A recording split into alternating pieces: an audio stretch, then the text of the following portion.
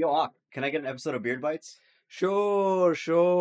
And this is episode 34. Nice, We're two nice. dudes. It sounds a little bit different because we're in person now. Yeah, Ahmed lost his keys to his house, so he commuted all the way here from Yeah. Seattle, all the way This down to is Houston. what happens, man. Yeah, man, we're just two dudes. The internet can't stop us, but we are here to talk about games and news and stuff. Today we're talking about some stuff with Roblox Oh God. and their user base, the Game Awards, what's going on with WB, and maybe some stuff with Rockstar and GTA. Yeah, and then we also got Rolling Stone's 2025 games list, so just wanted to go through that. I saw some interesting stuff on there, so yeah, and then we can go ahead and get started. Let me write down this timestamp.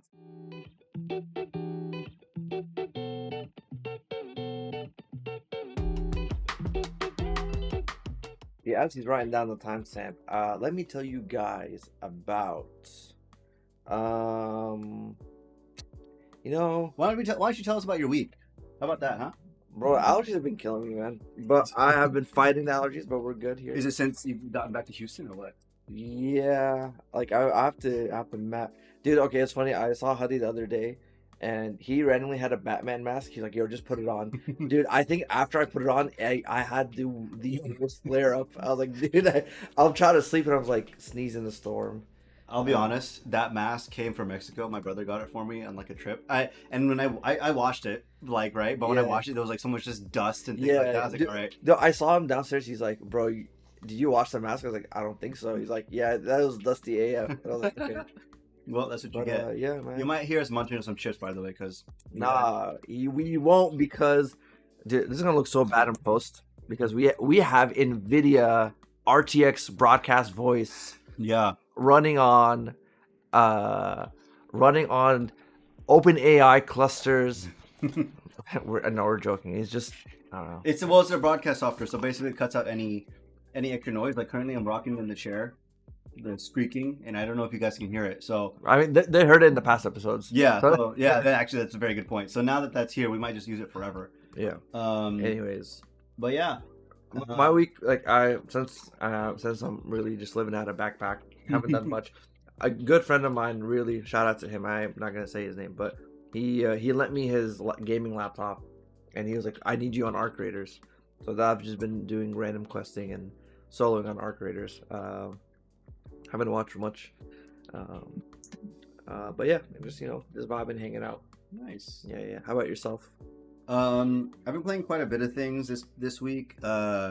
I beat Mario Galaxy 2 again recently, like This guy. the past 2 weeks, and Playing old games, man. yeah, honestly, it's really fun, and they do a lot of clever things with the game, and I'm really glad to like play it again. I will say, while it's really good, I don't think it's the best Mario, if that makes sense. Like, I think it's in this weird middle point of Mario. I guess it's really good at Odyssey, and for some reason, I think Sunshine plays a little better because I think Mario really excels at like when it has good platforming. That's when it's like really, really good. Yeah. Because I think in Mario Odyssey and Sunshine, you get a lot of more like airtime, mobility and airtime. Yeah. And so the benefit of it is that like Odyssey is like it's just so clean, so tight, so pristine, and you like really feel it in every aspect of the game. Whereas this one, I don't want to say it's bad, and it is fun, but you do feel like the lack of like, okay, most puzzles in the game, most like mobility puzzles can be solved with just like the long jump, and it's like, okay, that's cool, but I don't really like, I want more. Whereas Odyssey, you're like flipping and backflipping and stuff like that. Like there's other things to do. You can literally do shortcuts in Odyssey depending on how you place Cappy and you jump on the head and things like that. Yeah, but regardless, still really fun. I'm currently going through the game with the modifiers of like the comets, so that's also really fun. You get to redo a lot of the levels with like the little areas. Oh, cat's next to you. And then besides that, I was also playing Link's Awakening. I borrowed it from a friend. Pretty fun, just like a very typical like Zelda. I think it's a remake of Zelda like 1. So it's pretty fun. It's just like very simple. You just go into the dungeon, get the stuff or whatever. And then I'm also playing a lot of Arc Raiders, but we can talk about that in a second. I also played more Ball X Pit, and I'm getting to the point of the game where it's like, okay, I'm unlocking more levels and more characters, and I'm like, I still haven't hit like the I get it part of the game, but I feel it approaching because I heard, I was looking up stuff about the game, just like, hey, am I playing this right? And they were saying, like keep playing it until you get a specific upgrade. And have you played a little bit at all? I played, yeah. So so there's an upgrade you can get. It's not really a spoiler. It's just like an upgrade. You can pick 2 characters to play as at once. Oh. Yeah. Oh. So then it's like, because I'm playing some of these levels, like I'm playing like the fast version level. So basically the way the game works, it's, for anyone who doesn't know, it's Brick Breaker. But you play specific characters, and there's like, you can upgrade the balls and like all this stuff, and how there's like a little mini village component. But I'm picking who like the characters, and there's versions of levels where you do the normal level, and then you can do the same level but fast. And I can't beat the fast version. I'm like, I don't know how you're supposed to do this. Yeah. Turns out I think you're supposed to wait till you get that upgrade, and then you can just easily like mow these things down. I haven't gotten it yet, but I'm now working towards it. I'm kind of excited to see how that goes. It's a very good just like sit and just like gap game easily. Yeah, you know. Yeah, it's because it's like it's like a because the game sort of auto scrolls you into enemies as they come. Yeah. So it's you just have to. It's not like cookie clicker. There's a bit more strategy. It's like what's that game? Like Vampire Survivors, how like you get certain type of weapons, and then like you're only allowed like 3 slots, so you have to figure out like what thing that you can pick up and what fusions you can make with certain weapons. So it's interesting. Yeah, and like you can banish certain upgrades and things like that. It's really cool. I understand why I was nominated for like a game award, because it's hitting that same dopamine like rush, and it's like really really like addicting. So yeah, it's good. Play some more Battlefield 6 also. Haven't played it in a bit, but jump back into it just to like get my feet wet again, and I'm liking it a lot. I'm realizing that like I'm thinking like the more I play of it, the more I wish there were different maps that were like bigger is one thing, but then also like not congested. Not as congested, yeah. Like, because I maybe it's just because I played a lot of the New York map, but like, yeah. I enjoy sniping in most shooters, and this game I'm enjoying the supporting. I'm like, let me go back into sniping and try it out. But it's very difficult to like. Maybe it's just because there's so much visual noise in a lot of these maps, like in the Manhattan map. There's like a lot of broken stuff. Like for me, and it might be just because like Unk status, but it's really hard for me to find enemies at some point. So I'm like, I get shot. I'm like, oh shit, from where? Yeah. And it's like, okay, like from this corner in some room, and it's like, all right, that's not. Like it's not frustrating. It's just like, okay, I just need to adjust. If that makes sense, you know?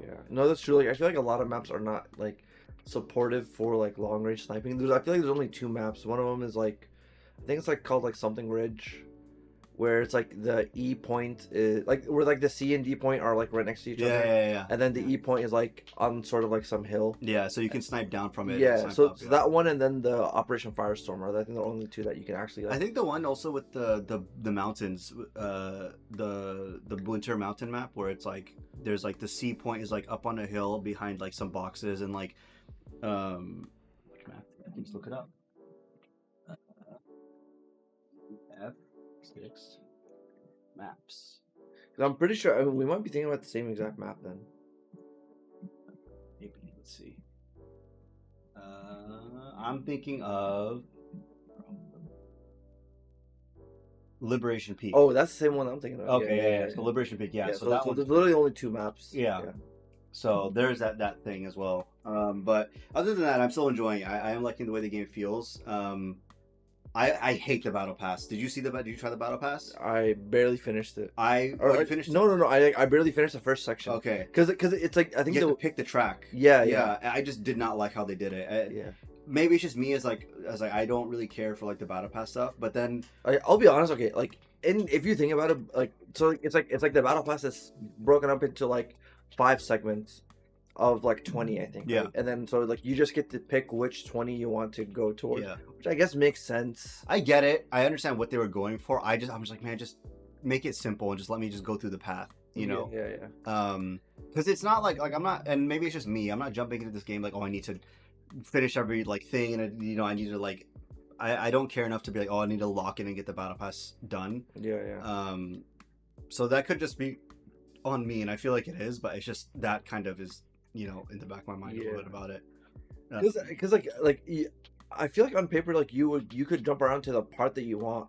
Like imagine like because a lot of the good stuff is usually like in the middle segments. Yeah. So it's like imagine you're like, oh, let me just jump to the segment 3 and then do from like 60 to 80 and then just. I don't know. Maybe it's also But at the because same time, I felt like progression was so slow in that. that's what I'm saying. Maybe they're a little stingy with it. Maybe that's also part of it that I'm like not feeling it. They're just stingy with the credits on it. So I'm like, okay, maybe that's the issue. But yeah, but it's fun. Like I do want to play more, and Battlefield is definitely something I'm just gonna come back to. I'm like, oh, I just want to sit and do nothing. That's like the game to like I think throw time into as well. Because I'm not playing Black Ops. Like that shit looks Yeah. dog water.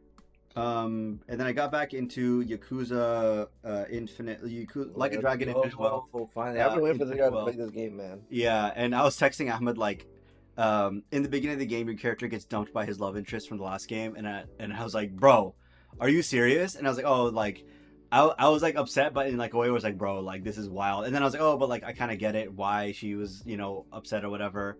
And then I saw the main villain of the game, which is a VTuber, which is really funny. Yeah, dude. It's very like they're like it might be a little dated, like it's weird, but like they're like very hyper, like specific. Not like it's like jokes not of the time, but like it's like a pretty really modern for what it is. Well, yeah, because this franchise started in like when flip phones were barely a thing, Yeah, right? yeah. And then it's interesting. They actually they talk about the pandemic in the game. Yeah. I didn't know like they would do that, and they work into the story and stuff. So it's interesting to see this franchise brought to the modern day, and it's also interesting to see that like the game, like because I haven't gotten to the where they're going at for this specific topic of. So basically, in the story, the VTuber ruins the main character's lives and like says, "Oh, these guys are gangsters," and they lose all their jobs. That's like the basic premise. It's not a spoiler. It happens in the first like 20 minutes of the game. Then it's like, okay, I don't know what they're gonna do with it, but I have a feeling I get what they're trying to get at, which is like, he's gonna meet whoever's in charge of this VTuber thing, and he's gonna like tell him like, dude, like you ruin lives with this thing, like social responsibility and things like that. I feel like that's the aim they're going for. Ahmed's trying his best not to confirm or deny with his face, but like, bro, I'm looking. He's deadpan. Yeah. I'm looking at the docket. I don't know why. Yeah. This guy's trying to play the game, bro. No, I'm playing it. Listen, I'm playing it. I'm liking it a lot, and I forget how easy they make like specking out your character, like in terms of like the gear and stuff like that. It's like, oh, if I want better gear, I can just buy it. Here's the stats upgrades. Boom, this is what it is. Yeah. And it's super simple, and I was like, okay, I really appreciate it. Not that like Claire Obscure did a really good job as well, but I would often forget like, okay, what are these stats like sometimes. And so it's nice to see it like kind of simplified, and it's also nice to see that they, again, a game where they care about the world, like very much so.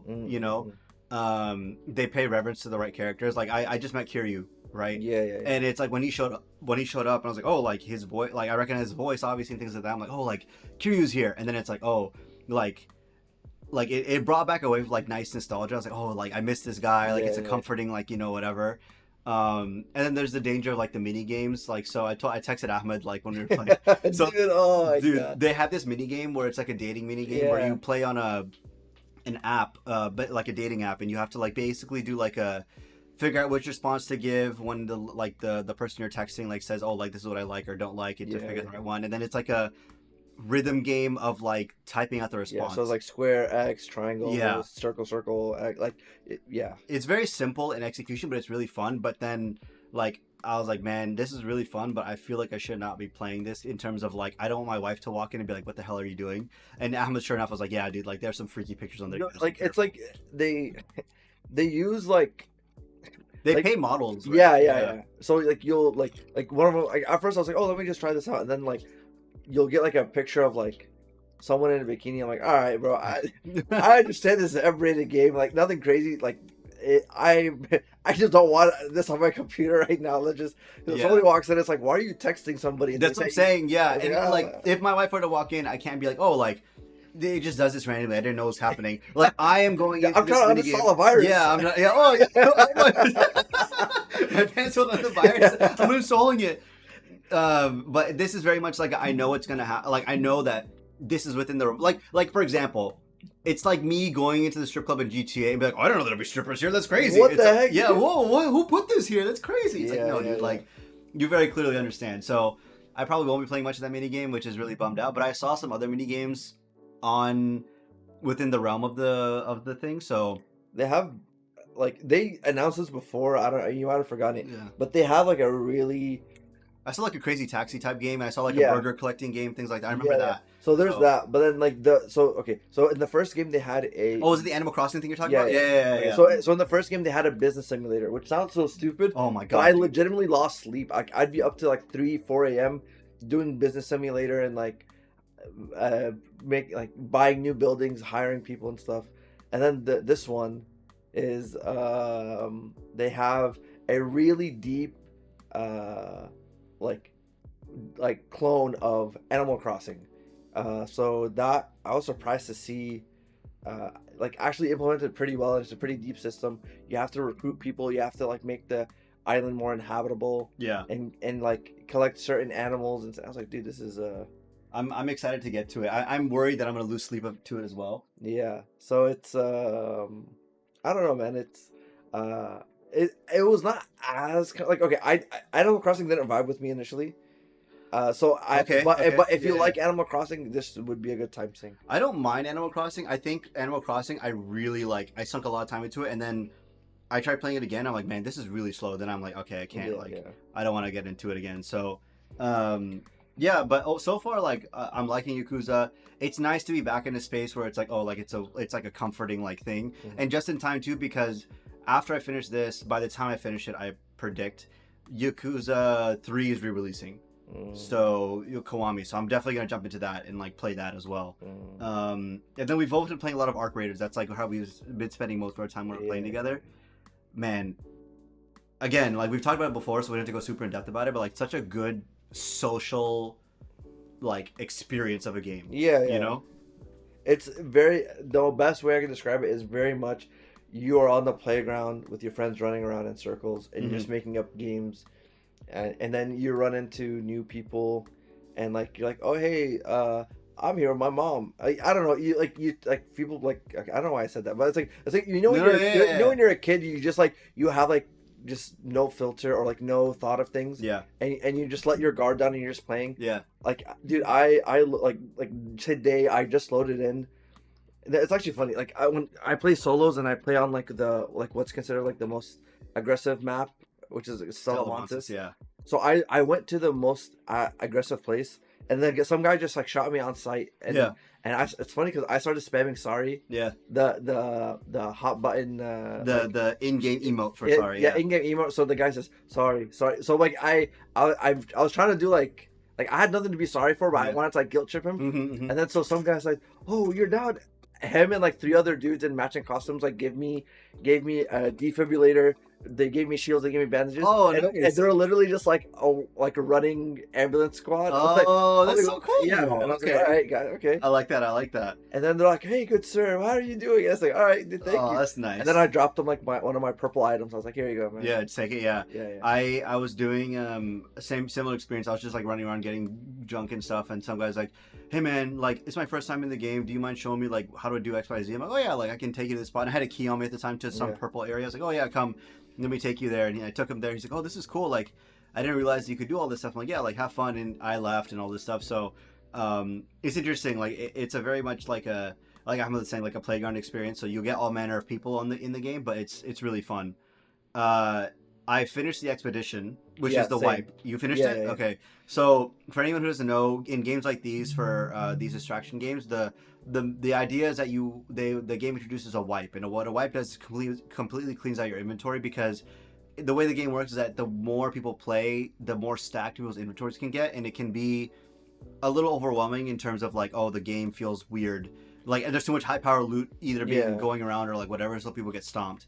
But in this game, they made it optional. And it's not like it's really fun the way they do it, that it's optional. And they finally released the rewards for doing it. I don't know, honestly, if it's worth the effort to get the expedition done. But what do you think? Yeah, I don't know, man. We have to see, like, so for context, like, if you do the expedition, you are eligible to gain additional skill points, like past capacity. Yeah. It also wipes your skill tree. Yeah, but also to get those extra points, you need like $1 million per point.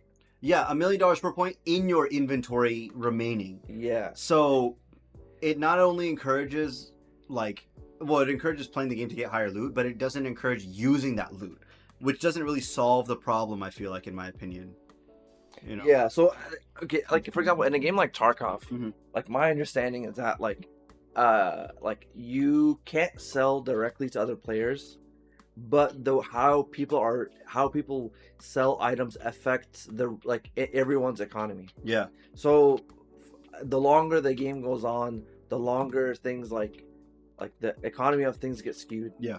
So so for example, like let's talk about like CPU fans. Like imagine like I start hoarding a bunch of CPU fans, and then like there's not enough in the market. Mhm. Then like when you go to sell a CPU fan, it'll like you'll get more. But then if I take all my CPU fans and just start selling them one after another, Yeah. like the global value like Will go take down. the Yeah. shit basically. That's not really there in in Arc Raiders. Because the loot is always spawning. It's Yeah, not like there's a limited amount. yeah, the loot's always spawning, and also it's like the only thing that like it impacts is like the, I guess like the life of like new players coming in. Yeah. Like because like at some point you're gonna have people that are like fully decked out in like gold and pink, Mm-hmm. and like not really using the other stuff. So Yeah. like they have to give a bit more of incentive. You know, they should have made it easier to give additional skill points. Yeah, I don't know. I kind of wish that I saw a comment on Reddit which was pretty interesting. The way they say they should have done it is they should have made it how much gear you've used.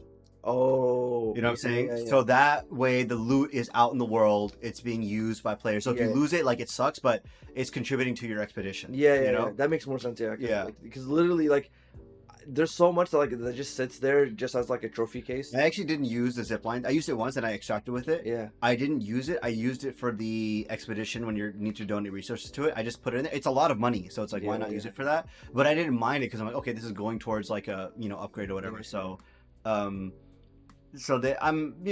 I think our Embark usually is pretty good about listening to players and things like that. So I feel like they'll listen and see what they can adjust. Maybe not this season, but the next one. Yeah, for sure.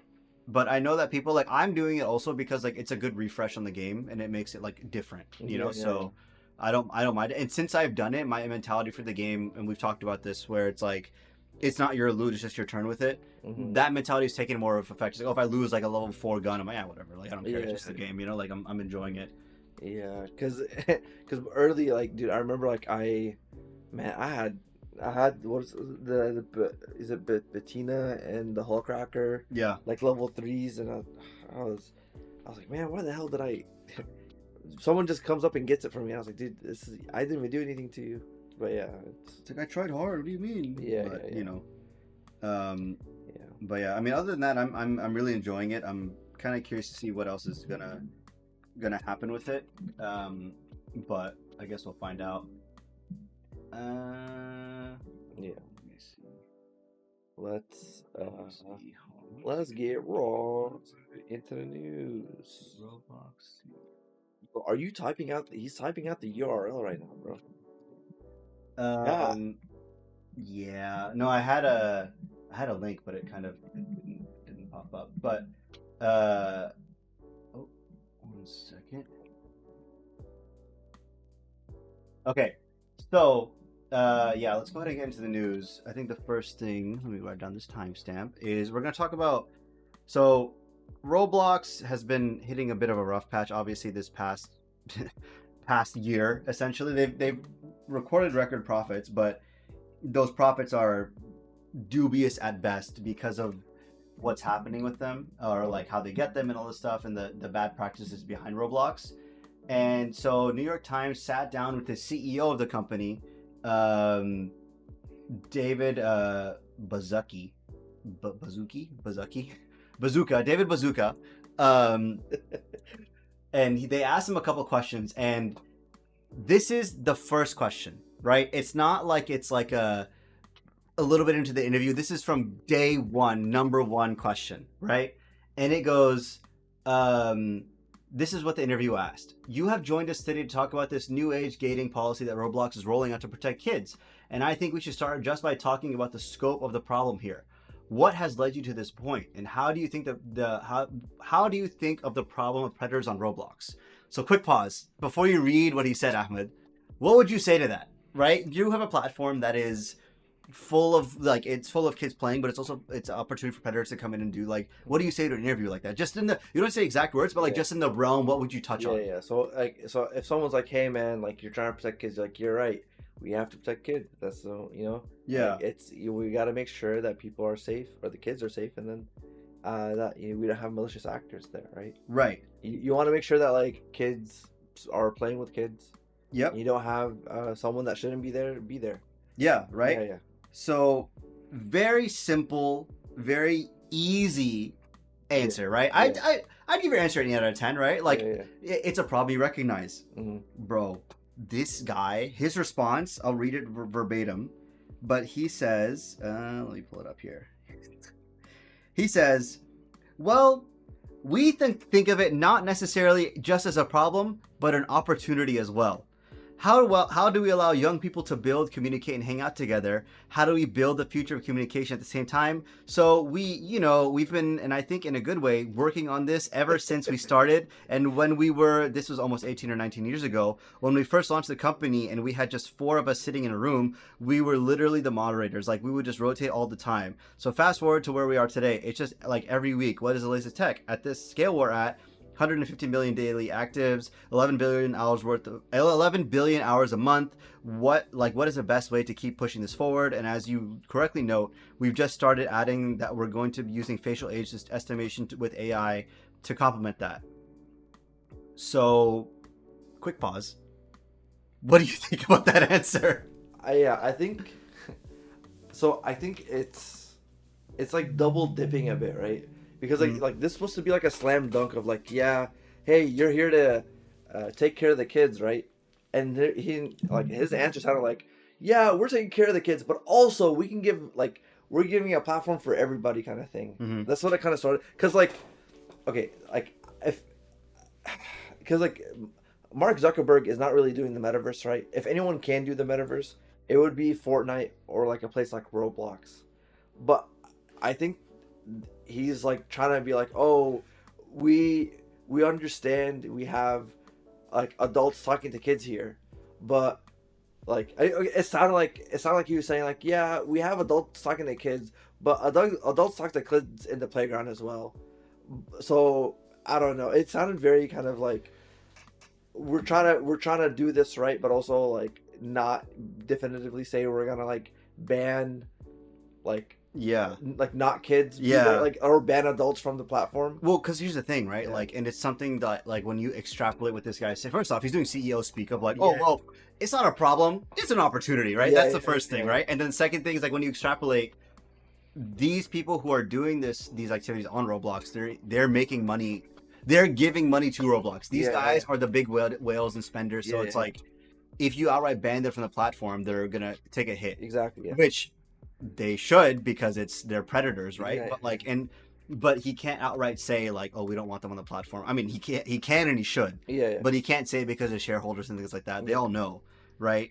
And the reason it's like a weird, like it's a thing that's pretty consistent with the rest of the article as well. Like I won't go into every answer, but they ask him about like, hey, like, so the interviewer is basically trying to get him like, get him to be like, so it's a problem, right? And the guy consistently is not answering the question. Another question is like, I'm skipping a couple of these conversations they have, but essentially the interview asks, yeah, I mean, you mentioned sort of kids leaving the platform, and it does become clear in those lawsuits. There's lawsuits that Roblox is facing that we talked about, where they're child predators, things like that. It says, like, so this is the interviewer saying, and it does become clear in those lawsuits that Roblox is kind of, where predators go to find kids, but then they do try to, and then he cuts off here. The bazooka comes in and says, well, I would say in the lawsuit or the press, yes, I would categorically reject the actual description of what you're saying, but yes, what you might read in the news would portray it that way, but and then the interview jumps in here, you don't think you have a problem with predators on the platform? And he's asking them, like, he's saying, you don't think that? And he says again, the bazooka guy says, I think we're doing an incredible job at innovating relative to the number of people on our platform and the hours, and really leaning into the future of how this is going to work. It's like, guys, we're doing the best that we can here, Yeah, but bro, you built the thing. Yeah, like guys, I'm doing the best at what I can at holding back this Frankenstein monster. yeah. Yeah, as a brother, but Mr. Frankenstein, you built the monster. It's giving that tweet, the Resident Evil tweet. We're building a gorilla with AK-47s taped to the arm. Next entry, it escaped, and it's like, bro, you made that shit. Like, guys, relative to the tariff situation, we are doing the best we can. Groceries are going down, bro. You made this. Yeah, You exactly. did this. And the interview goes on, and we'll link it in the page. But like, it's in the docket if you're on the podcast apps. But like, this interview is not good. It's not a good interview, like in terms of Roblox's like PR and things like that. And it's honestly really sad to see that this guy is just like in this position of power, you know, and he's like, he's just like, oh, you know, like, we're actually doing a great job. It's like, no, brother, you're not, and you don't understand how bad this is looking on you, you know. I don't know, man. My brother, he's a little younger, and he was playing Roblox, and I told him, hey, like, I told my parents, like, don't let him play Roblox, like, it's not good for you to play it and stuff like that. And he's like, he didn't really understand why. Then I told my parents, like, there's all these things. He's like, oh, like, yeah. So I feel like once parents know what's going on the platform, they don't want their kids to play on it, because it's too easy to get around these safety features that are currently implemented. So I don't know. I think either they need to figure it out soon, or they're gonna get into like a really big world of trouble, you know? Yeah. And then there is, so that's the Roblox story. We'll keep you guys updated if anything changes with that. Just like we're going to keep you updated on these Game Awards announcements and things like that. So Game Awards is going to be this next week. So the next podcast we do, we'll be talking about the Game Awards stuff. But in the meantime, Jeff has released a statue of the Game Awards. Like, he released, so Jeff tweeted, he tweeted something about like a statue for the Game Awards, and Jeff Keighley, he's the one who runs the Game Awards essentially. What does the tweet say? Is it something? Are you talking about the latest tweet or this current tweet? The tweet that started it, I guess. Oh, well, the tweet that started it just, it's just a picture that says regal, inspiring, thickness, and it's, well, I don't know why he said thickness, but like in the sculpture, it looks like a bunch of skulls, some ghouls, a bear. It looks like armor and things like that. Yeah. So it's like a clash of things. So it's not like explicitly like squarely like one game. The follow-up picture to this was that, like, so this statue was like found in the Mojave Desert, and then randomly it like lights up at night to where it has like a circle and has like, it looks like a butterfly without, it's like a butterfly skeleton without like a carcass. So you imagine like a head, antenna, and then like 3 spokes on each side, so like 6 spokes total. That's a good way to describe it. Yeah. So people were like, oh, like, what the hell is this? This looks like demonic. Is this a Diablo thing? Yeah. And then someone was like, oh no, this looks like a Data Lake thing, or is it Data Lake, yeah, like from like Skyrim. Yeah, from Skyrim and Elder Scrolls. And like, no, dude, it's definitely gonna be God of War, because the armor looks like God of War. Yeah. And Atreus is a bear, and then there's a crocodile. It must be Egypt with the Egyptian gods. Like, no, dude, it's the PlayStation game Soros with that from was like that bullet hell game with the Eternal Group, right? Yeah, Eternal, right? But I think all of these have like sort of gotten debunked, and nobody knows what the hell this is. But I don't know, man. It's a mystery at the moment, which I guess good is that it's a mystery. So that, like, people start talking about it. But this needs to pay off, man. Because if this does not, this is gonna be so lame. So throughout the course of the week, Ahmed and I've been texting about it, dude. What? So I just hit. I was like, what if this is Secret Level Season 2? Oh God, there's no. Oh wait.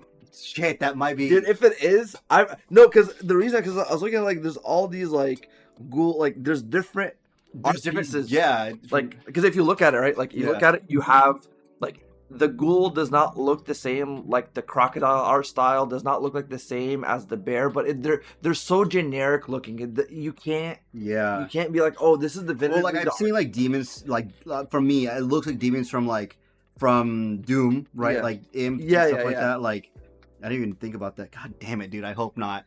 But- But like for context, so through the course of the week, people thought it was Diablo 4. People thought it was God of War. People thought it had to do with Lords of the Fallen 2. And what's happening is that throughout the week, each of those people are coming out, like who run the studios, and are saying it's not Diablo 4, it's not God of War, it's not Lords of the Fallen 2, it's not. Let me see. What else? So people, are, dude. So there's one that said the like. So it's a tweet from the Game Awards account. Yeah. And it says, you go for it. Yeah, so it says the blank, it's like a blotted out thing on Twitter. The blank is silent. The blank are silent, and then blank bleeds, and then it says new blank stirs. So people were saying that, well, this one's funny, but people are saying like the night is, the nights are silent or something like that. Is it? Which one is it? I can't find it. But there's one Bloodborne where it's like, oh, like the moon bleeds, the new hunters arise or stir. Yeah. I don't think it's gonna be that. I feel like it's a bit of a stretch, but that would Yeah. be cool. Like my calculated guess would be Remnant 3, because Remnant has like that like sort of grungy gothic like Lovecraftian sort of vibe to it, which this statue sort of looks like. Mm-hmm. And it had red prominent in it, so I don't know and the statue lights up red, so I don't know if that's... The thing is, the statue lighting up red, I don't know why, or like the idea of the statue is giving, for me, it's giving Bloodborne a little bit, like with the amygdala, like the invisible enemies. Yeah. But that could just be me like coping. It's giving demonic, so it might. Some people are saying DMC, which is also an option. But I don't. I mean, don't know. Capcom is on a return tour, so That is true. Well, they are probably going to make another DMC. I'm sure it's coming, right? But we don't know what this statue is going to be. It better be good. If it's Intergalactic Prophet, I swear to God, I'm going to throw my monitor. I don't care. Yeah. Like, I don't care about it. Whatever game is attached to this, whatever is attached to it, has to live up to that, like you were saying. Because if it doesn't, people are going to be like, all right, well, whatever. Like, pack it up. Yeah. All right, guys. He's gonna Pac-Man 4. So, bro, get this out of here. We're announcing a collab of Diablo skins with Overwatch 2. So people were saying also it could be Half-Life. This? Yeah, but I don't think this has anything to do with like this. Doesn't fit the aesthetic, right? Like it's kind of dude. That's strange. Yeah. You know something that just hit me right now, because the visual doesn't match at all, but like just the way the text or the tweet of the blank stirs or the new blank bleeds reminds me, because the OD trailer from Kojima had that like redacted thing. Yeah, that's true. I mean, yeah, that's actually a good point. But then that like does not look like that at all. The vibes that I got from it, like this looks like gaming fantasy adjacent, you know what I'm saying, or something like that. But OD is definitely not that. It's very much like a horror aesthetic. People have noted that the tips of the little flaming thing heat up. They're like, they smoke in the night. So I don't know if that has anything to do with it, but I don't know. I'm very curious to see what this is going to turn out to be. I hope it's something worthwhile, but at the same time, it's like, now it's like it was funny actually. I sent this to Ahmed, but like people were some companies were catching strays. Like we felt this way, but like basically Lords of the Fallen 2 tweeted out something where it's like something stirs or whatever, it's a picture, and it was like, oh, pack it up, it's just Lords of the Fallen 2. And they were getting strays of like, you're not that game, like what makes you think you have like that, you know, that whatever. So people were like, all right, well, you're not that guy, pal. But they came out and said doesn't have anything to do with them either. So I guess we'll find out. I mean, honestly, I have no idea. But that's good. You know, like it's nice to have like a little bit of like anticipation to something that like you don't know what it might be, you know. But also hype to say when it's not Bloodborne you can just cry. Yeah, but it's just the thing is like it's just so random that it can't be something that people want. Yeah. Like, you know what I mean? Like unless someone comes up unless the pedigree behind the person making it is crazy. Yeah. then it's like, sure, do this crazy cryptic thing, then go forward. Yeah. But then you can't be like no knock to people doing this, but it's like you can't be like your first debut game and then like you're trying to drum up so much attention. It's like nobody knows who you are. Why should I be hyped behind this? Exactly. It's like imagine right now if this was like assume there wasn't any thing Miyazaki was working on. Yeah. Imagine he just comes up and he's like, oh, like nobody knows, nobody can guess what this game is, and then you just see from FromSoft, bam, and he's attached with this project. That'd be crazy. Yeah. You're like, I don't care. You don't have to show me. I'm hyped. You know what it is. Yeah. You know what's happening. Yeah. Yeah. I would say that the biggest thing is that like, there's very few games that like sequel whatever for me will get me hyped, like Bloodborne, obviously, right? Yeah. Like, man, I don't even know what else. Like Bloodborne is the one where I'm like, oh, this is like the coolest. Not to say that if anything else gets announced, I'll be like, this sucks. But I'm like, okay, like Bloodborne will be like absolutely worth it in my opinion. But that's not a guarantee that this will be. Yeah. You know.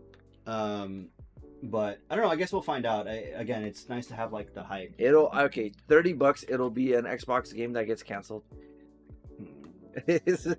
Sorry, too soon. Hello. No, I can see that.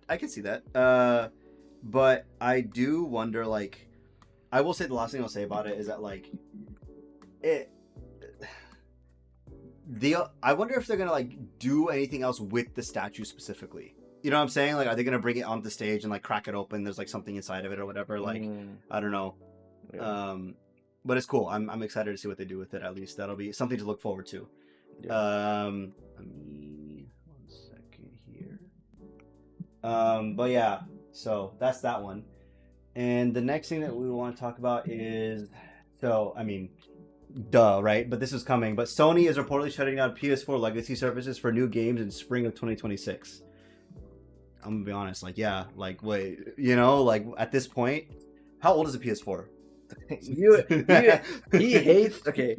He told me not to do this. But this console is basically in middle school.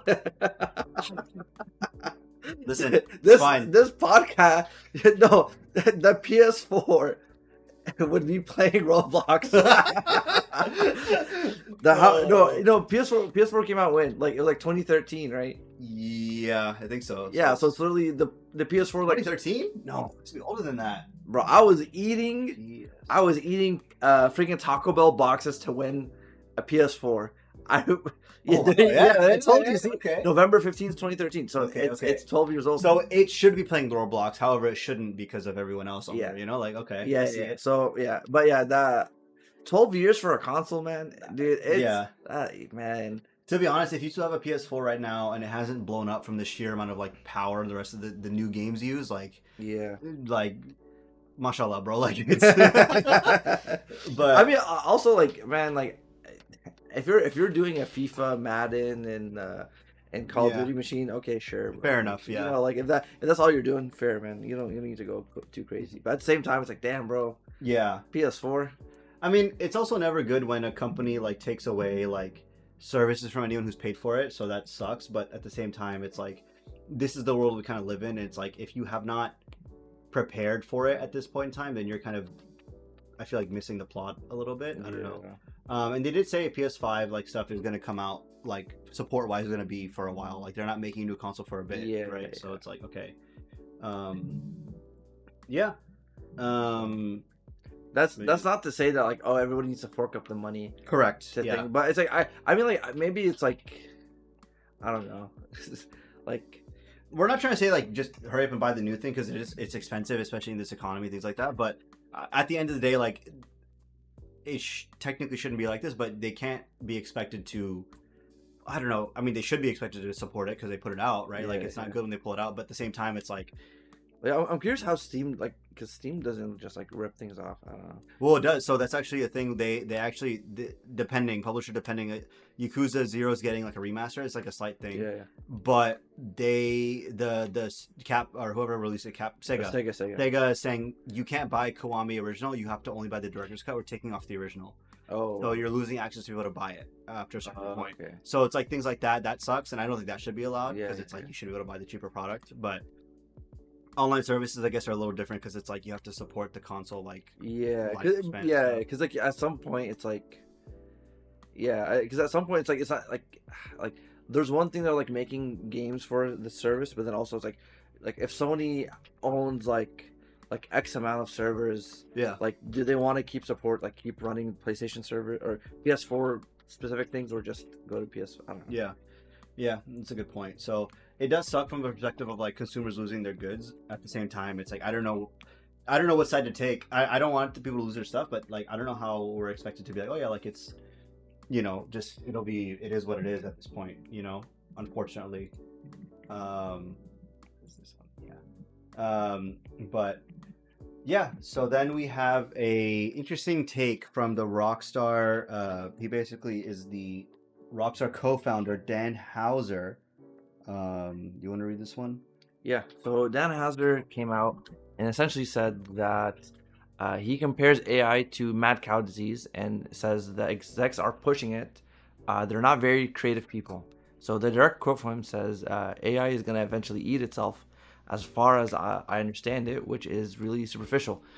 All the models scour the internet for information, but the internet is going to get more and more full of information made by these models. So it's sort of like when cows fed on cows, they would get mad cow disease. So, which kind of makes sense, right? It's like even like early, I guess the early learning for these models was just used off of like people's Facebook posts, people's like pictures that they shared online, whichever, anything that you've ever posted are most likely would have gotten fed to this. Oh yeah, and like there was things about like Facebook, like torrenting books like from various ranges of like different knowledge sources. Yeah, they did download like terabytes or petabytes of like information, and and like they got found that they were torrenting it and like using it for things.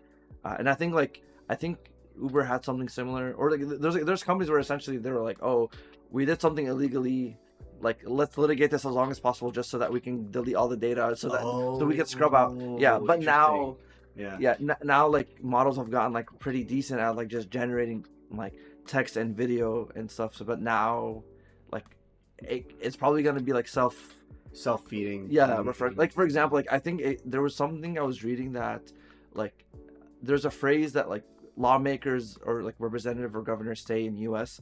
They say like it's like when speaking to like a legislation or a law, they say like I oversee or I stand on something. It's like something that sounds like some phrase that's like uniquely American, or like that it was always used by like American in the government or House of Commons or whatever. But then they started seeing that creep up in like the UK, and they're like, oh, well, how is this happening? And then people are assuming that like the AI is pulling it from or I think people are saying that like the representatives or whatever are like using AI to summarize things, and then like it's saying, oh, phrase it this way. And so anyways, it has like the American lean to it. Yeah. Interesting. Okay. So now imagining like in regards to art and things like how much is it gonna like end up getting homogenized in that direction? I think this is what probably he's saying. Yeah, and I would also say that he's also making a good, like, it's interesting to see Rockstar saying this. Well, so granted, I think if you look, I think Dan Houser, because I think the Rockstar co-founders, there's two brothers. I think Dan Houser split. Oh, okay. I think if you let me actually. Yeah, we can check. Dan Houser, 1 second. That's a good question. Yeah, he said Dan Houser left Rockstar. Okay, so interesting. Like, so his brother is Sam Houser, and he's running Rockstar still. I think so. Yeah. Okay. Because Rockstar is very much a company that, one, what they say really makes or breaks the industry. I would say what they do, how they act, things like that. Hence why people are moving like heaven and earth to get away from the GTA 5 release, things like GTA 6 release or whatever. And so the question becomes like, if this guy's saying he's not part of the company anymore, so technically it doesn't matter. But I fully expect Rockstar to be one of the companies that jumps in on the train of like, we can use AI to optimize our quote unquote optimize our like game design process, because it takes them 50 years to make a game. So like if they can say let's just outsource the texture creation to AI, things like that. Yeah. I'm not surprised if Rockstar were to do it, because their games take tons and tons of man hours and things like that. So do I agree with it? No, not at all. But like it's interesting to see this idea come up, because he's saying what everyone's saying like on a private or like on the side out loud as like from a figurehead of like authority. Is like, hey, like this is not good for the creative process. It's eating itself, all this stuff. So whether it actually makes a difference, I don't know. But it's interesting to see that like more people are now speaking up against the AI push. DC Comics recently came out and said, hey, like there's never going to be any AI art or any AI created stories from us. Like that's it, straight up, we're not doing that. So it's like, oh, like that's nice to see in a way, you know. But I guess we'll find out like what happens with this. I mean, are you expecting? I'm not expecting anything from this. No, I mean I think people are gonna be in for an awakening. I think soon for the AI stuff. Yeah, because like it's either that like they're gonna find the right balance, or it's gonna be very apparent like things are gonna be slop. Like I don't know. Like, to go back to our creators, I open up like I just browse like TikTok or Reddit, and people are like, oh, AI slop. Yeah. Like what? Or it's like people want to play this game, but it's like they only use it for like the voice acting thing, which is like you can argue it's like sort of a logistics thing for like a smaller studio, but it's not like generating the cut scenes or generating the motion or as far as we know. Right? Like they could, but we just don't. They don't. But open up you can't. I mean, okay. I feel like right now you can kind of tell, but it's. No, yeah, that's true. That's true. Yeah. I don't know. Yeah. Anyways, it's I mean, we'll see what they how they land on it. There hasn't been a company to come out and say, a big company to come out and say we're never using Gen AI yet. So I'm gonna be curious to see what the first company to do that will be. You know. Yeah. I guess technically DC Studio, because they do make games, right? Or no? DC. Yeah. Like Batman stuff. I guess I don't know if that counts. No, I mean it's under WB Games. You mean Netflix games? Oh, yeah. But before we get to that, we can talk about just a quick thing, which I thought was really interesting. Helldivers 2. So Helldivers 2, if you go to the game right now, let me just check here.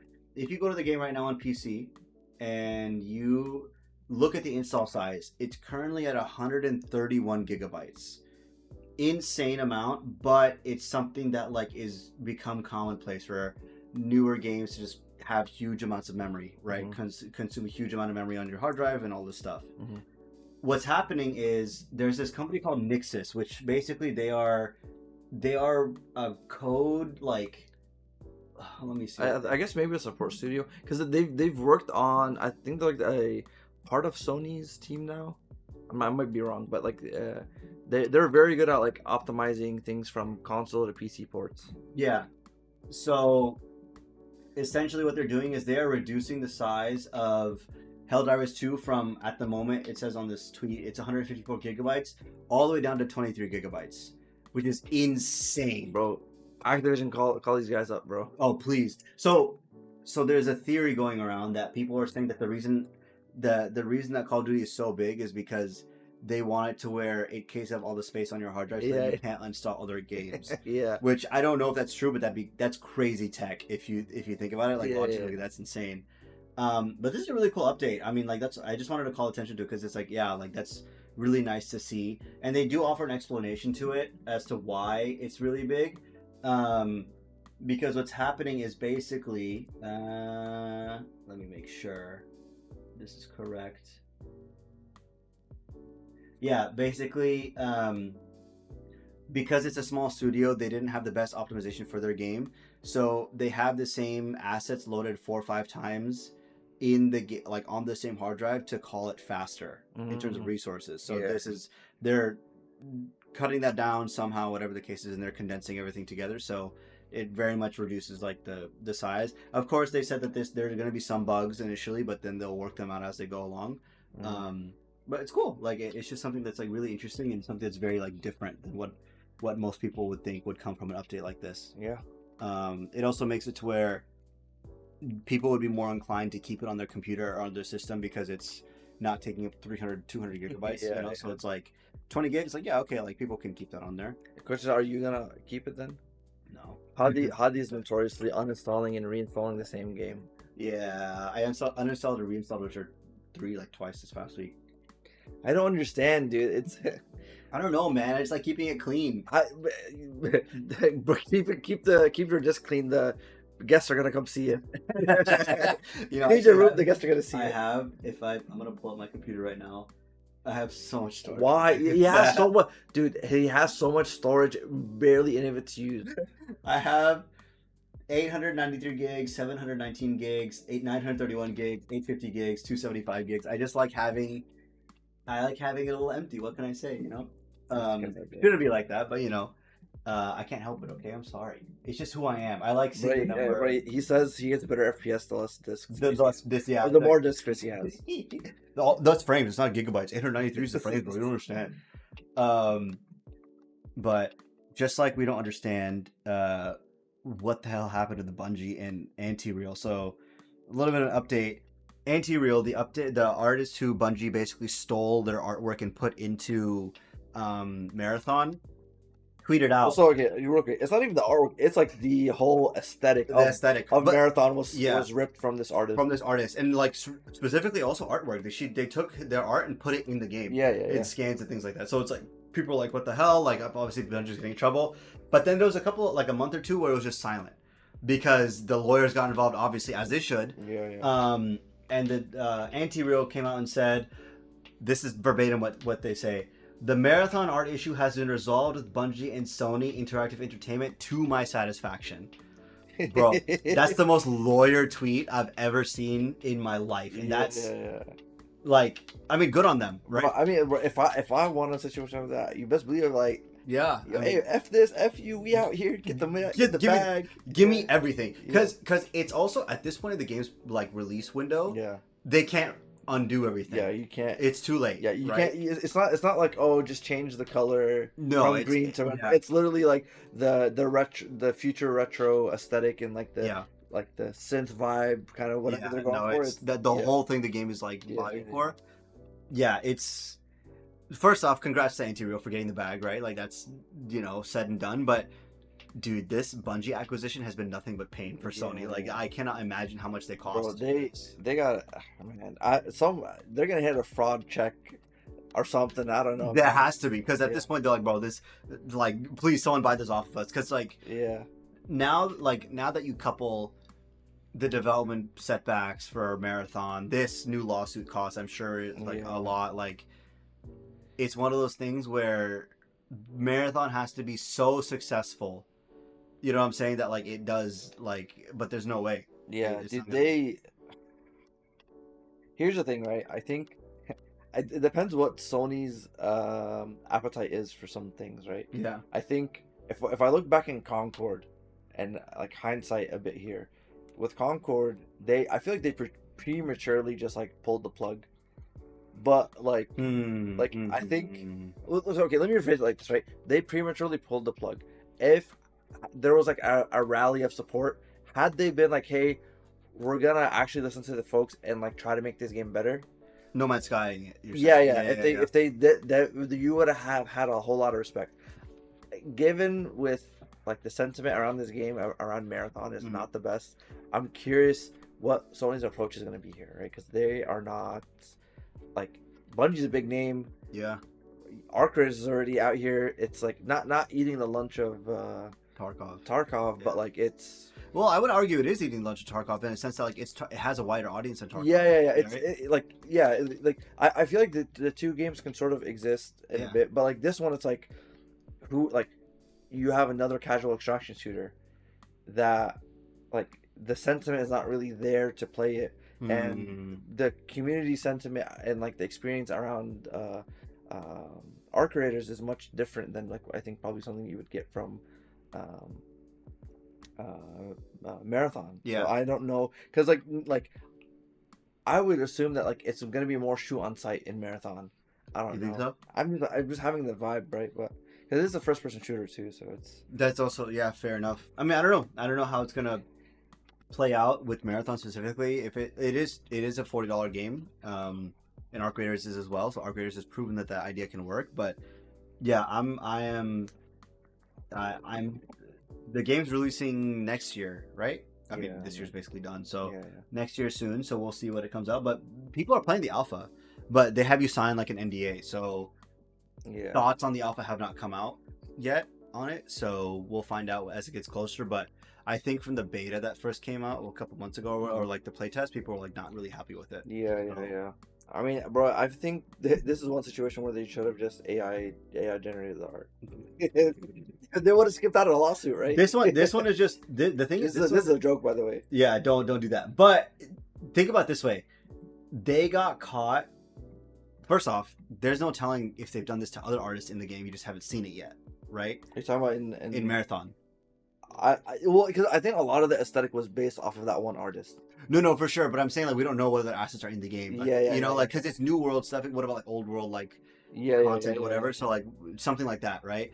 But secondly, these guys got caught with just like normal like looking over your shoulder, like copying your artwork and stuff like that. Yeah. So it's like it's a little endearing in a way where it's like okay, they didn't use AI to like get in trouble. Yeah, this is old fashioned. This old fashioned laziness. Yeah, old fashioned laziness. Yeah, there you go. The guy who mysteriously did it doesn't work in the company anymore and all this stuff. So it's like, you know, whatever. But also to that extent, like, then I asked the question, like, if a company were to use generative AI to make a game asset, right? And then some artist is like, hey, this is using my assets, whatever. And they say, oh, it's Gen AI. Like, how does that work out, right? Conceptually, like, what do you do? Yeah. I mean, I think the current court opinion is that it's Gen AI is not copyrightable. So if you can, if you can show, like the original author can show that they have the original copyright, then you can literally just claim against it. You know? Yeah. Okay. But then also it's like, then you get into like the legality of like, so okay, you would get into the point of if it looks so similar one to one, the original author can be like, hey, it's mine. Yeah. But then the other person come back and say, well, this is enough artistic freedom, blah blah blah blah. But then people can't jump on the person that used the AI. Yeah. Or like the person that used the AI can't use protections on their end. If that makes sense. I see. So like you can make one side free, but the other side can't have rights. I see. Yeah. Okay. Like you can defend one, but not the other. I think. Makes sense. Yeah. Yeah. I mean, glad that they got the bag, but we're both eagerly awaiting to see what's going to happen with Marathon specifically, especially after all this. The thing is, imagine it comes out and game doesn't do well because of whatever, and then people are like, oh, this art style, like actually the way they use it kind of sucks. You know, it's not that Anterio's art is bad, but like imagine if they don't nail it on the aesthetics, then people are gonna be like, oh, like whatever. Yeah. Okay. Actually, I will say I think one thing, it sucks that the art style is the point of contention here, because I like the art style, because I was like, wow, a first person shooter that isn't going for realism. It leans into like this, not cell shady, but like it leans into like a different aesthetic. I'm like, okay, this game had such a great style. It's so bad that it was ripped from somebody. Yeah.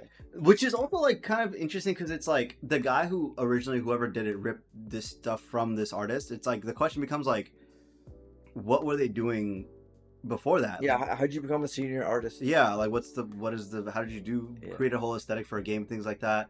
And then also like I'm surprised they had to do that because Bungie is known for Halo. Like they created all of that, so they couldn't like do. And there's one thing to say like grabbing inspiration, that's fine, like that's also fair. But at the same time, it's like the fact that you were saying it's 1-to-1. So they didn't just get inspiration; they were just like, "Oh, we'll just take this." Yeah. You know? So like, it's like I think the original artist was like, "Oh, like I had a dumb meme of Lost on one of my textures, and you can see it clearly painted on like a wall, and it's like how." Like, how did you even get this? I added it as like an Easter egg. Yeah, it's my thing that So it's like we're just really big fans of your art. Like really, like we're promised. We didn't steal it. It's like okay, man. Like no. Also, for quick context, the Lost meme here is there's a guy that runs into the hospital, and it's 4 panels of him running, talking to a nurse, seeing someone on a bed. Yeah. Anyways, but people draw it in lines. It's hard to explain. It's basically a template that people say, like, if you see the lines of it, you know what the joke is. Like, oh, like Lost is hidden in this picture somewhere. Yeah, just Google Lost meme. There's literally no way. So that's the context. But so then we're almost done here. But basically, we can just go through this list quickly and just talk about what parts we want to talk about. But the Rolling Stone magazine released their 25 games of the year in order of like least best to best in their opinion, I guess. There's obviously more than 25 games that released, but these are their favorites. So it goes Silent Hill F, Final Fantasy Tactics, Ivalice Chronicles, Rematch, Citizen Sleeper 2, Starboard Vector, which is fair. I played a little bit of this. It's like a really good aesthetic and art style, things like that. Split Fiction at 21, which I think is a little bit low. That's crazy. Yeah, but we'll see what else is on here. So maybe we're just forgetting something. The Seance of Blake Bro, this Manor. just released. Oh, really? I didn't play I this. think so. I feel like this just released. Let me say also. I mean, I didn't play it, but like, it looked interesting. It looked like a spookier what is it called? Blueprints. Oh, okay. It has that sort of aesthetic. October 27th. Yeah. Yeah, it just released, bro. Man, recency bias, bro. This is why you don't release the games at the beginning of the year. Yeah, fair.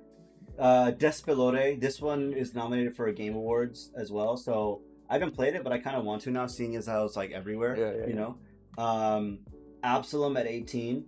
I think I can see that. I mean, Absalom's pretty good. I don't know what else is on this list, but and then Fatal Fury: City of the Wolves, Saudi Arabia edition. I heard people said that this game was dookie. Really? I don't know. Like, I mean, like Maximilian dude was saying he's not a huge fan of it. Interesting. I don't know. I mean, I know people who aren't a fan of it because it's like the Saudi Arabia stuff and things like that, and the sports washing thing that they're doing. Oh, okay. And the fact that I think Ronaldo is Ronaldo. and people are saying that he has like some allegations. Yeah. So it's like people are like, I don't know about this one. Yeah, so yeah. you know, I haven't played it. I'm not really tapped into that, but I also understand, right? Yeah, But yeah, 17. I feel like I definitely think Split Fiction is better than this. Like, there's no like that's easily like, you know, Ninja Gaiden 4. I haven't played it. Haven't played it. Yeah. I don't have Game Pass. Yeah. Well, I do, and I haven't played it. Battlefield 6 at 15. Okay, let's see what the rest of the list. Yeah, I was gonna say. I feel like off instinct though, I feel like it's a little bit low. But if they say something about the multiplayer, man, or if they say something about the campaign, you know it's fake, man. Yeah. Who plays Battlefield the campaign? Yeah, no. Okay, no. While its story mode is borderline brain dead slice of politically neutral jingoism, the thrills afforded by its 64-player online mode are second to none. Okay, Man, so they recognize, you know. whatever, yeah. All right. Shinobi Art of Vengeance. This game has a really cool art style. Yeah. All right. Mario Kart World 13. Mario Kart World over Battlefield? I don't agree with that. Yeah, I don't think. I'm just saying. Over Split Fiction. Like, no way. Yeah. Hollow Knight Silksong. At 12. I really think that Hollow Knight Silksong is being carried by like the hype of the game. Fair. Yeah. I haven't played any of them, but yeah, I've also watched a video that like people were saying that it's too executionally difficult. So the way the game operates, I played like literally like 30 seconds of it essentially. But the way that the game operates, probably like an hour. But the way the game operates is that it expects you to have just played Hollow Knight DLC, which is like really difficult. Yeah. So it's like, you have to be at that skill level to play this game. Yeah. So it is pretty difficult, but like not in a bad way. That's just how it is. Yeah. You know? I don't know. Yeah. But it's not for everybody. Like I fully understand that. Like I just saw a thing of someone had to do like needle jumping on things. I was like, I can't. That's why I'm not picking it up. Like I don't really care to like do all that again. It kind of like I haven't played Celeste, but it reminds me of Celeste. Oh, Celeste is really good though. But then like I heard that there's like the boss run back is so difficult to Celeste. For this, yeah, like, yeah. Whereas Celeste is just like you just restart the level. Yeah. South of Midnight at 11. That's really high. Yeah. But I didn't play it. I wanted to play. I just haven't yet. But I know it's like a cultural game that like released by a studio in I think Louisiana. So yeah, that's cool to see that like an independent game like this can get this high. I would say. Yeah, I haven't like. It's interesting art style too because it has like that sort of not stop motion but like the Into the Spider-Verse like 23 frames or whatever. Mm-hmm. Like yeah. It says it has gothic fantasy roots blended in with like black culture, which is I think kind of cool. Yeah. So I do want to try it out. I think it's on my Game Pass. I'm gonna install it. But like Loki, it's a little. I mean, from everything else, yeah, I'm surprised that it's up that high. Oh yeah, I would agree with that. Yeah, that's fair. Arc Raiders at 10. Yeah, that's okay. I can see it. Like maybe a little bit lower in terms of like in terms of I think 14 or like 13 maybe for Arc Raiders. Are you saying higher or lower? Loki, bro, Arc Raiders should be like. I feel like it'd be like a top 6 game. Ooh. Okay, let me see what else is here. What else? That's a good point. That's like number 9. Let's see what is it. Bollocks Pit. Okay, but would you put Arc Raiders over Bollocks Pit? I don't think so. Really? I don't think so. Not yet. I haven't hit the stride. No, I'm saying would you put? I'd put Arc Raiders at 9. Okay, same. Yeah. Same. I wouldn't put Bollocks Pit at 9. I'd put it at 10. Yeah. But it's still really good. But I also, again, I haven't hit like the Balacha, like ping, ping, ping, whoop, like the whole like thing. So that's also part of it. Um, 8 Death Death Stranding Stranding. 2. I be honest, I forgot this game came out this year. Like not in a bad way. I just Yeah. keep forgetting it's on these lists. It's a good game. Did you like it more than the first one? Okay. Oh no, remember we were talking about this because you said like the first one was super unique. Okay, and so all this. there's novelty. Like they do a lot of things. They do a lot of new things in the second one. But I think like let me say this. I interacted with the world way more in the second one than this one. I was actively donating like equipment to people. I was actively building things. So it's like, oh, I think that this next person's gonna really enjoy this. But I think also that's also part of you understand how the game works. Yeah, more yeah, now, yeah. right? Yeah, So that's also part of it. So it's a good game. I like. There was a point that like I cheered up from happiness. Don't say it, but Yeah, I'm not gonna say it, but it was. Anyways, I'll say it when this guy finally plays it. it on We'll have PC, when it comes to we'll have PC. a spoiler Yeah. thing like 5 years later. Okay, Yeah. fair. But do you think 8 is fair on this list? Or It's do a you little too high. think too high? Okay. Like Would you put Arc Raiders above this? I know they're different kinds. I would put this at 10. For Okay. me, for my top 10, I would put that. I can at see 10. that. Yeah, that's Probably. fair. Okay. Number 7. Okay. What is it? 100-line Last Defense Academy is a visual novel story game with. Oh my god, we got a dating sim. Yeah, I have no opinion on this. I haven't Alright, played it. I don't really care for it. Bro, they must be rolling weed, but not rolling stone, but they're smoking. They're something. Rolling Stone. That's what they're doing. Yeah. They're rolling stone. Ah, there you go. She's stoned. Yeah. Well, maybe not. They have blueprints at 6, so like I can see that, like in a good way. I agree with 6. Yeah. Blueprints at 6 or 5 is probably Yeah. Blueprints, if you haven't played it, is one of the most unique games that you could have played. It literally, it's a bit frustrating, but it's such a great, exhilarating puzzle game. I agree. And if you're into like lore hunting, because there's more that we didn't do. I looked at it, but like it's really cool. There's more after the secret ending. Apparently, like, oh really? There's a thing where it's like the whole mansion goes blue. Oh really? Yeah. And it's a very interesting thing. I'm gonna look it up. Yeah. Are you talking about? Well, I'll ask you after. Yeah. I don't want to spoil the podcast, but okay, nice. Number 5, Ghost of Yote. Hey, Ghost of Yote is a little too high. Bro. Really? Okay. What'd you put it at? Would you put Split Fiction over this? Yeah. Yeah. Okay. I would put Split Fiction at 5. Or top 5. Top 5. Okay. Because it has a lot of unique things. Ghost of Yote is a fun game. It has. Here's the thing: have you played more of it since we last talked about it? Okay. Oh. Okay. Since we last talked about it, I came to Texas. Yeah. I don't have a PlayStation. Yeah. But the thing is, like, I don't know if I'm hungry to play more of it. Mm-hmm. But we'll see. Like, it is like the thing with like these Sony games. Sony likes. Yeah. Is that they rely a lot on the narrative. Yeah. So I didn't hit I haven't hit like the narrative like flow yet. I saw one story beat that I was like, oh, this is really important, but like it ends, it pauses, and then the other story beats I kind of don't really care about. Like, because like you get introduced to things and you're like, oh, okay, whatever. Yeah. Like, but there's Yeah, the thing is for me, so Ahmed like does point out like, dude, you sold your PS5 too early, like you didn't play these games. Like, yeah, fair enough. He's making a valid point. I would say for me, like I just played Ghost of Tsushima like very recently. Yeah. And I'm like, I don't really care. I'm not really itching to jump into Ghost of Yote yet, right?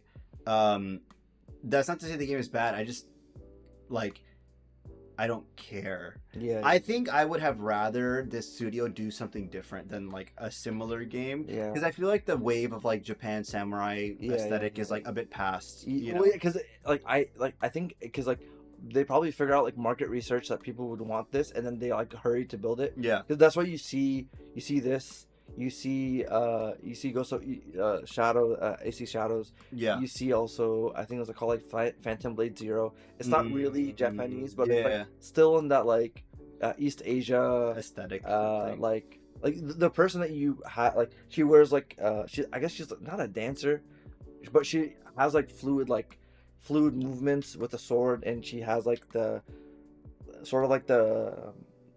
For which game? The Phantom Blade Zero. Oh. You look it up. Like it looks a little bit like Sekiro. Oh, I see. Yeah, yeah, Yeah, yeah. She's got and she wears like that like hat, not that like the Ronin hat, sort of. Ronin hat, Yeah, yeah. that like triangle looking one. Yeah. So there, it's like someone like 5 years ago was like, this is what we need to make, and now everybody's releasing it. So, Yeah, that's fair. yeah.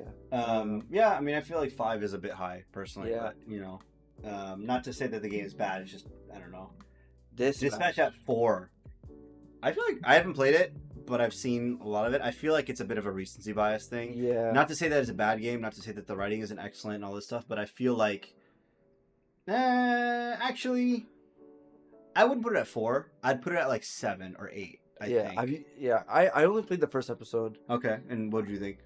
The premise is interesting. Though how like the tutorial for you to kind of do things is interesting. I'm curious how that would impact the game. Yeah. But yeah. Fair. I heard that the story. No, actually, never mind. But I am curious to see more of it. The thing is, the studio that published it is a Critical Role group. They publish it, so they're all writer. They all like know they're in this world of video games and that. So I'm curious to see how it how it'll play out. Mm-hmm. And then 3 is Donkey Kong Bonanza. Yeah. Too high, too low? I can see 3. Okay. Because what's left? Hades 2 and Clair Obscur. That's the only 2 that I assume are left on this list. Yeah. Bro, they're gonna hit you with a random indie right now. Oh my god. Actually, I think I would put Split Fiction at 3. Yeah. And then because dude, there's the one specific moment. So okay, the ending moment, and then there's one moment that like I had spoiled for me that was like it's such a actually there's 2 moments that are one of them is such a good bit. It involves you being on a motorcycle.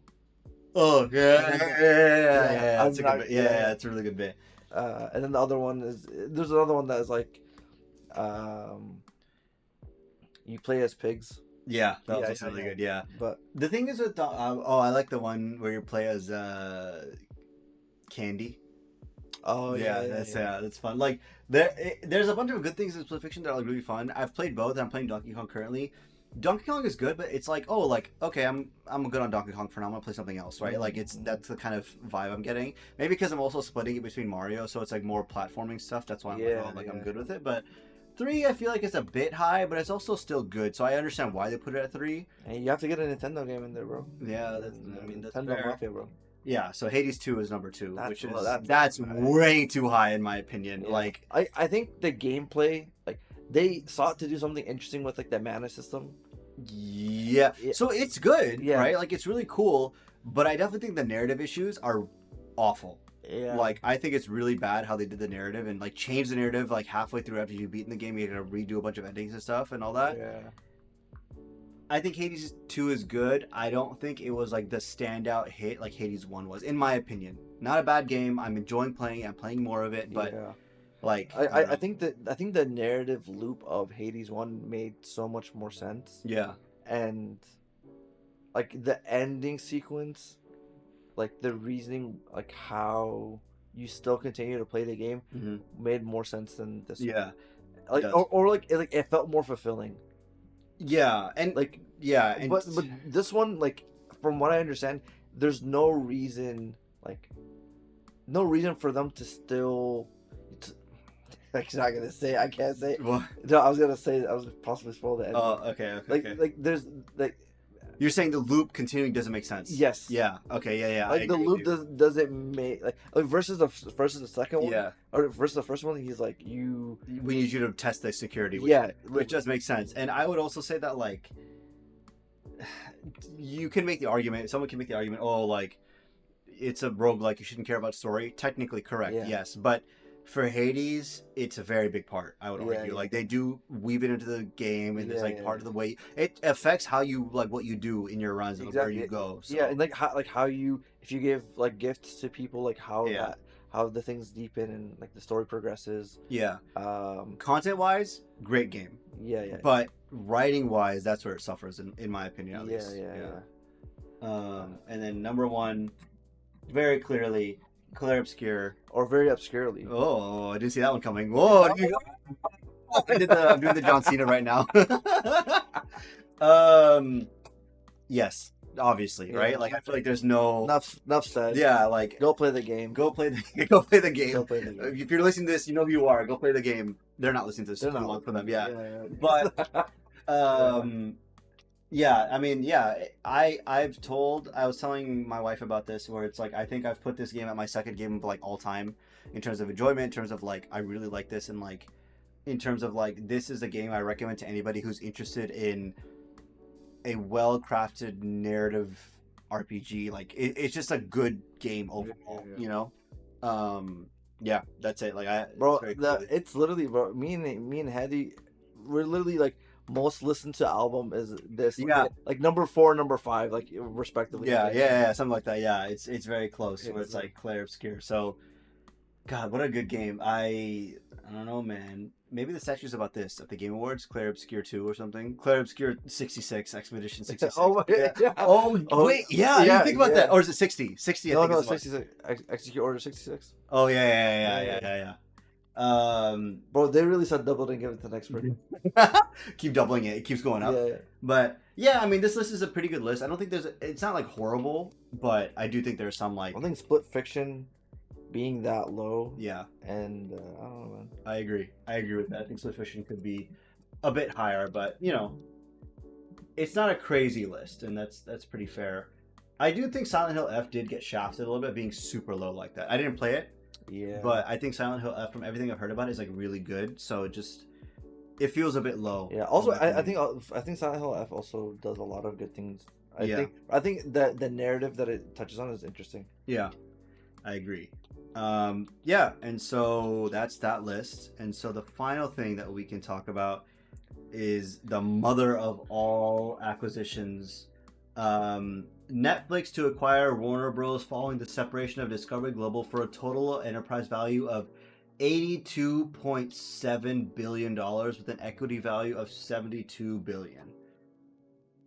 Bro, y'all just cancel Netflix right now. Just go to a website that starts with 1, 2, 3. I'm just saying, man. Bro, what is this, man? It's obviously Monopoly, not great, and also like the thing that gets me. So first off, it hasn't been approved yet, so it could get blocked by the FCC and all this stuff, which it probably won't, considering they're like whatever. But I do think the amount of just like the things that come out about Netflix's CEOs and how they speak and things like that, you know, like that idea is so like, you know what I'm saying? Like they're like, oh, the movie should be a certain way, Yeah. like, and like theatrical releases aren't a thing of the past. They should allow for Netflix to like, you know, whatever. Like, Dude, okay, it's crazy because I feel like there was literally a thing about him saying, "Oh, we want users to be able to make their own content, so that like they're like if they feel like a show ended a certain way, but they feel like they want to have their own canon ending, yeah, AI an ending for them." And it's like, really, I feel like I remember reading that. oh my god, Like here, let me search it. Like, yeah, but like I'm pretty sure that was the case, and I was like, dude, man, what the hell? yeah, what the hell's this going? And then for? there was a thing about the Directors Guild headed by Christopher Nolan, Yeah. like, oh, we have to go talk to Netflix because we have major concerns. Yeah, Because like imagine it's like, oh, you want to go watch the new Batman and it releases like, okay, Knives Out literally Yeah. goes releases like for one weekend, and then now it's on Netflix. It's like oh, it's like yeah. it's like things like that, right? Like the second one, like you couldn't even watch it in theaters. You have to watch it on Netflix, which like kind Yeah. of like, even though the second one was kind of cheeks, Yeah. was it cheeks because I didn't have the theatrical experience? Did I not have Nicole Kidman stand up and give the Pledge of Literally Allegiance? every time, Yeah. whenever my wife and I go to the movies, like that comes up, and we both like, Oh. we'll like point at the screen, like Wojak at the screen, like, Yeah. oh, it's here. This is where heart. This is where movies are made and heartbreak Yeah, happens. yeah. It's like we go to the movies to feel something. Yeah, It's like, all right. heartbreak feels good. It's like, Yeah. bro, the only thing you gotta get is fucking the yeah. Man. So I don't know. this also includes like everything WB owns, which is really interesting. Netflix now owns the Netflix system, the Nemesis system. Man, I don't Okay, know. honestly, if anything, they should low key license it.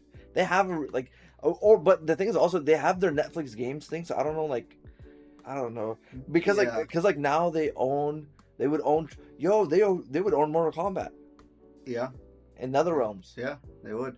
I think that the other interesting thing about this is that um, the movie stuff obviously is really important, but I think that now the question is going to happen: what happens to HBO Max? Like, does it get consolidated into Netflix now? Which Probably has to be.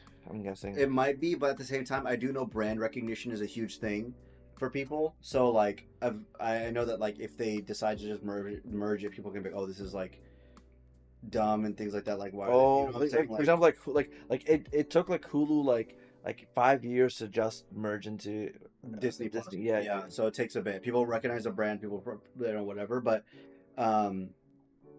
obviously, this is not good. I hope it doesn't go through. But it's one of those things where it probably will. And then the whole idea of Netflix owning all these gaming properties is a little concerning because I don't know if Netflix is interested in releasing physical games, things like that you can't. Yeah.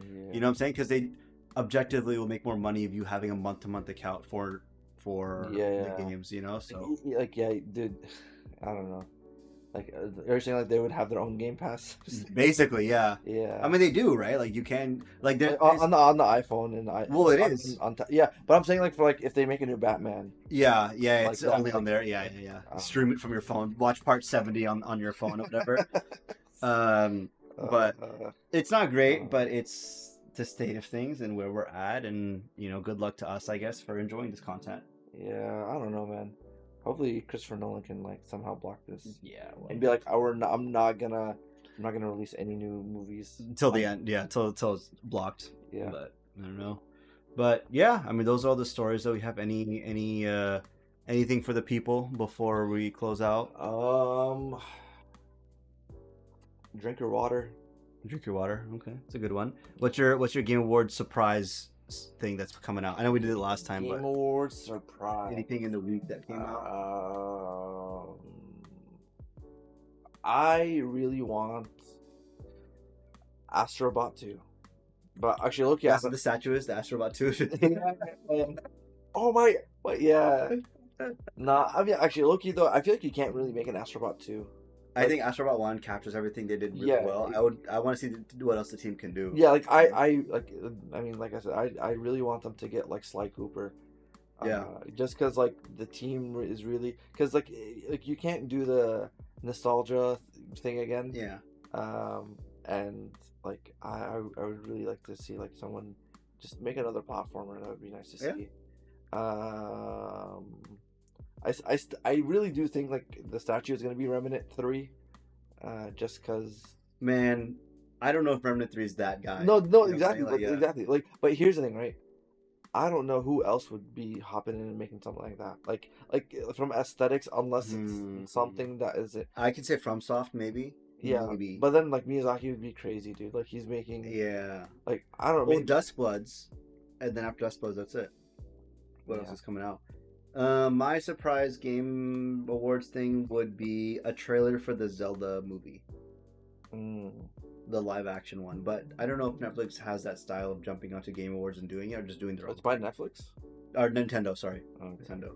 Not yet. It'll be by Nintendo eventually. But yeah, drink your water.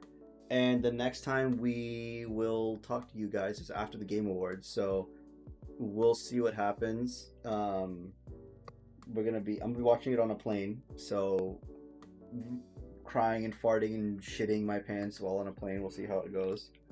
Ahmed, I think will also be flying, right? Yeah. I think I'm gonna land before you, so I should. I'll read and spoil it for you. Oh, okay. I'm buying in-flight Wi-Fi and watching it. I guess that's what I did last You time. can't Actually. stream. You can. You can. Yeah. If you buy in-flight Wi-Fi, at least I did it last time, so we'll find out. I guess. Yes, guys. We'll see. Well, if you have T-Mobile, you get an hour for free. I don't. This is not sponsored by T-Mobile. This is not sponsored unless they want to sponsor us. Then that'd be really nice. We have a magenta Pringles can on the table, but you know. But yeah. Thank you guys for listening. Hopefully the audio wasn't too dookie this time. But Hey man, I'm under the water. I'm under the water. Please help. But yeah, you guys have a good one. Peace.